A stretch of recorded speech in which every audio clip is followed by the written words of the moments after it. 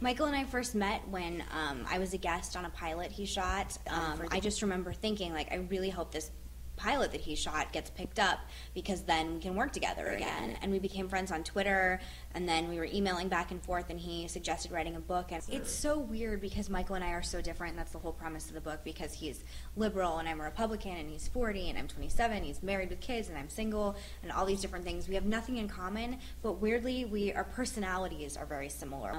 We really are a lot alike when it comes to the things we value, and just our personalities. Like, he's like sassy and ridiculous and very dry sense of humor, and kind of sees the dark side of things, which I do too.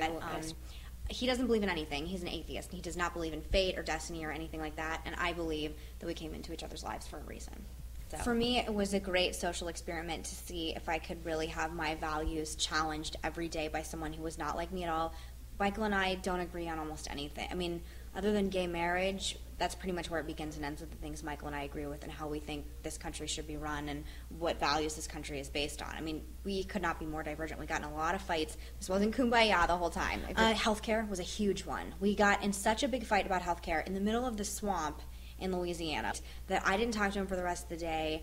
We split off, and then we still didn't talk until we ended up getting completely drunk together in Tremay, and then having a huge fight and a sort of come to Jesus with one another. Part of the catalyst was that he basically called me a spoiled rich girl, and that's why I don't understand universal health care. And I was just like, that is done. We're done. Like, we're done here. You can't talk to me like that. Michael just doesn't really fit in with my dad.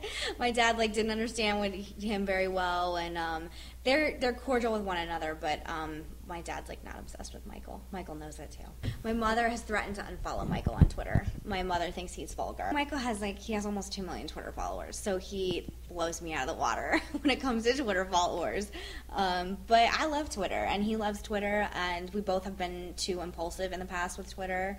We can both freely admit, and we wouldn't have made this book without Twitter. I think that, unfortunately, if you spend too much time in D.C. or New York or L.A., I guess, you can sort of get insulated and forget what America is really about. And for me, going on the road just really reinvigorated what I loved so much about America during the campaign. And when you want to get the pulse of America, it's just not going to happen in this beautiful city of D.C. I mean, everyone's so jaded to the political process, and I have always found, just talking to everyday people, I have learned so much more about America and politics than politicians. Yeah, Michael and I have always found when we talk to politicians one-on-one, they're a lot more reasonable than they maybe come across on television. I mean, it's the weirdest part about my 20s, is that I think most people live their 20s trying to figure out who they are and try and make it work, and I feel like I've always known exactly who I am, and I really learned exactly what I believe in politics, thank God, on my father's campaign.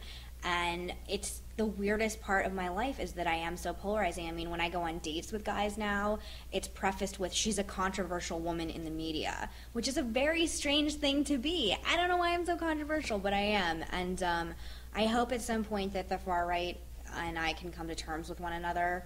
It doesn't seem to be happening too quickly, but I hope someday to not be as controversial.